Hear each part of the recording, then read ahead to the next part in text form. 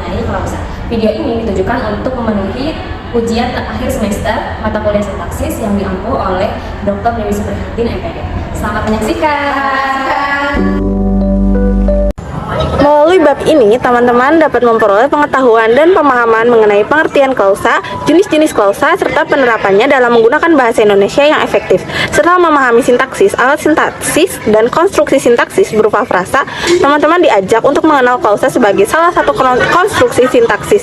Dengan mempelajari bab ini, teman-teman diharapkan dapat memahami pengertian dan macam-macam klausa, menganalisis konstruksi sintaksis berupa frasa dan klausa dengan benar, serta menggunakan secara tepat dalam komunikasi sehari-hari baik lisan maupun tulisan. Apa itu klausa? Menurut Ramlan 1987-88, klausa adalah satuan gramatik yang terdiri atas subjek dan predikat baik disertai objek, pelengkap, dan keterangan maupun tidak. Unsur inti klausa adalah subjek dan predikat, sedangkan objek, pelengkap, serta keterangan bersifat manusuka, boleh ada, boleh tidak. Macam-macam klausa berdasarkan kelengkapan unsur intinya. Klausa dibedakan menjadi dua. Yang pertama itu klausa lengkap. Yang kedua, klausa tak lengkap. Klausa lengkap adalah klausa yang minimal terdiri atas unsur subjek dan unsur predikat. Klausa tak lengkap adalah klausa yang tidak memiliki unsur subjek atau hanya terdiri atas unsur predikat saja. Adapun contoh klausa tak lengkap sudah diinformasikan di atas, yaitu pada kalimat jawaban dan kalimat luas sebagai akibat penggabungan klausa. Berdasarkan distribusinya, klausa dibedakan menjadi dua, yaitu pertama klausa bebas dan kedua klausa terikat. Klausa bebas adalah klausa yang mampu berdiri sendiri sebagai kalimat sempurna, tidak menjadi bagian yang terikat pada klausa yang lain. Klausa terikat adalah klausa yang tidak mampu berdiri sendiri sebagai kalimat sempurna dan menjadi bagian yang terikat dari konstruksi yang lain. Pertama, ayo membaca. Tanda kurung klausa bebas. Kedua, BRI Klaten mengutamakan kepuasan nasabah. Klausa bebas. Ketiga, jika tidak mengikuti ujian, klausa terikat. Ketiga, meskipun tanpa petugas, titik-titik klausa terikat. Baik, selanjutnya ada berdasarkan ada tidaknya unsur negasi pada predikat, klausa dibedakan menjadi dua, yaitu pertama klausa positif dan negatif. Jadi klausa positif adalah klausa yang tidak mempunyai kata negasi atau pengingkaran pada fungsi predikat, sedangkan klausa negatif adalah klausa yang predikatnya mempunyai unsur negasi, dan unsur negasi adalah unsur-unsur yang mengandung pengingkaran seperti kata tidak, bukan, tak, tiada, bukan, belum, dan jangan. Contoh kalimatnya tidak hadir atau P hari ini. Selanjutnya, berdasarkan kategori fungsi predikat klausa dibedakan menjadi dua, yaitu klausa verbal dan nonverbal. Klausa verbal adalah klausa yang predikatnya berkategori kata kerja, sedangkan klausa nonverbal adalah klausa yang predikatnya berkategori selain kata kerja, unsur pengisi fungsi P yang tidak berkategori verbal, antara lain nominal, adjektivital, numeral, dan preposisional atau frase depan. Dengan contoh kalimat mereka menyanyi bersama. Nah, ini merupakan contoh kalimat klausa verbal. Dan yang selanjutnya ada orang tuanya berdagang, yaitu klausa nonverbal atau nominal. Selanjutnya ada wajahnya ceria, yaitu klausa nonverbal atau adjektivital.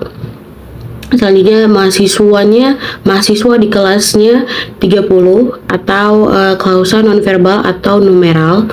Dan selanjutnya ada ia di kampus dengan klausa nonverbal atau preposisional. Selanjutnya ada berdasarkan struktur internal klausa verbal dapat dibedakan menjadi dua, yaitu klausa transitif dan klausa intransitif. Jadi klausa transitif adalah klausa yang mengandung kata kerja transitif, yaitu kata kerja yang menghendaki hadirnya objek. Contohnya, Rudi S menganggumi P atau Yuli O. Selanjutnya ada ayah atau S membalikan P jadi adik, O sepatu roda atau pel. Selanjutnya ada perbedaan klausa dengan frasa. Jadi klausa adalah kelompok kata yang memiliki subjek dan predikat. Klausa dapat berdiri sendiri sebagai kalimat jika lengkap. Contohnya, dia pergi ke pasar, aku ketika hujan turun. Selanjutnya ada frasa. Frasa adalah kelompok kata yang tidak memiliki subjek dan predikat. Frasa tidak dapat berdiri sendiri sebagai contoh kalimat ke pasar atau sangat cepat. Selanjutnya ada perbedaan utama. Jadi klausa dan frasa adalah dua elemen penting dalam tata bahasa. Perbedaan utama antara keduanya terletak pada struktur dan kemampuannya untuk berdiri sendiri. Klausa memiliki subjek dan predikat, sehingga dapat berdiri sendiri sebagai kalimat yang utuh. Sebaliknya, frasa tidak hanya memiliki subjek dan predikat, yang membuatnya tidak dapat berdiri sendiri. Dengan memahami perbedaan ini, kita dapat lebih baik dalam menyusun kalimat dan memahami struktur bahasa. Selanjutnya ada unsur klausa. Yang pertama adalah subjek. Unsur klausa yang melakukan dapat dikenai tindakan. Subjek dapat berupa kata benda, frasa benda, atau bahkan klausa lainnya. Selanjutnya ada predikat. Unsur yang menjelaskan apa yang dilakukan oleh subjek. Predikat biasanya berupa kata kerja, tetapi juga bisa berupa kata sifat, kata benda, atau frasa. Selanjutnya ada subjek. Unsur yang dikenai tindakan oleh predikat. Subjek biasanya berfungsi menjelaskan apa atau siapa yang terlibat dalam tindakan tersebut. Dan yang terakhir adalah keterangan. Unsur yang membedakan informasi tambahan mengenai waktu, tempat, alat, atau cara dari tindakan yang dilakukan dalam predikat. Baik, selanjutnya kesimpulan. Klausa adalah satuan gramatikal yang terdiri dari subjek dan predikat dan dapat berfungsi sebagai kalimat sederhana atau bagian dari kalimat kompleks.